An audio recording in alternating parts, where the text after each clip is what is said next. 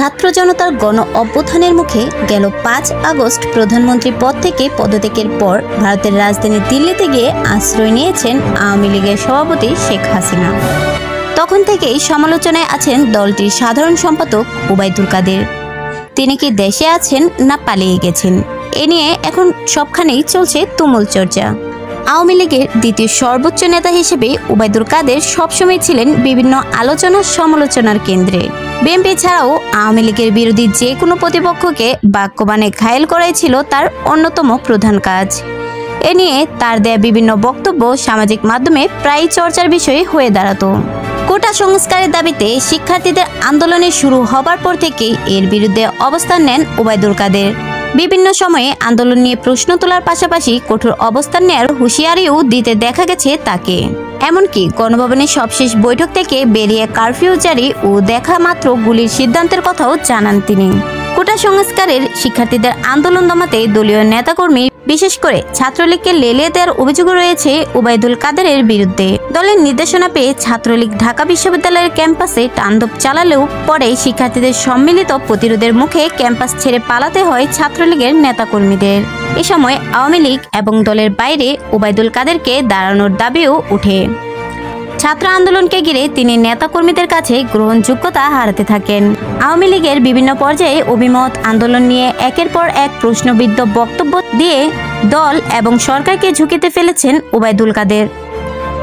কোটা সংস্কার আন্দোলন ঘিরে উদ্ভূত পরিস্থিতি সামলাতে আওয়ামী লীগের সাধারণ সম্পাদক ওবায়দুল কাদেরের ভূমিকা নিয়ে প্রশ্ন ওঠে আওয়ামী লীগ নেতৃত্বাধীন 14 দলীয় জোটের বৈঠকে।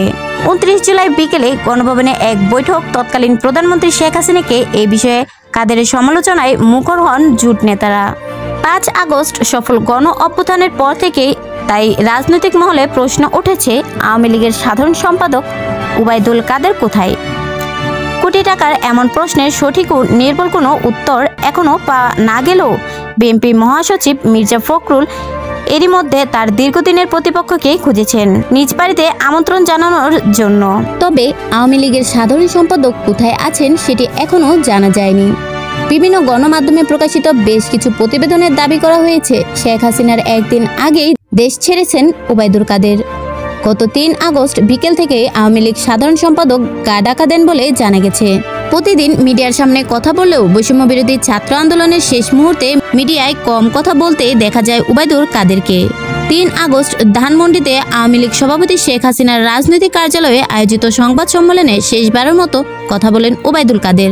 পরের দিন থেকে ওবায়দুল কাদেরকে আর কোথাও দেখা যায়নি। গণমাধ্যমে প্রকাশিত বিভিন্ন প্রতিবেদনে বলা হয়েছে ৪ আগস্টের রাতে দেশ ত্যাগ করেন তিনি।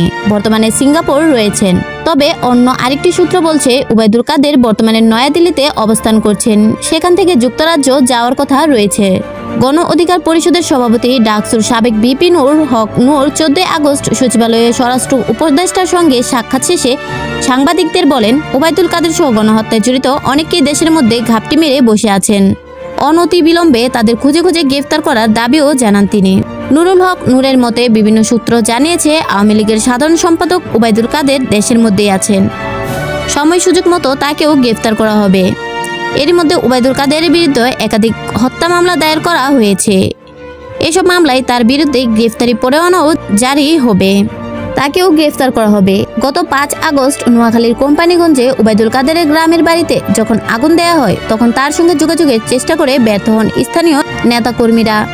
তাদের ধারণা শেখ হাসিনা পদত্যাগের কথা শুনে সপরিবারে পালিয়ে গেছেন ওবায়দুল কাদের। তবে তার অবস্থান সম্পর্কে কোনো তথ্যই নিরপেক্ষভাবে যাচাই করা যায়নি।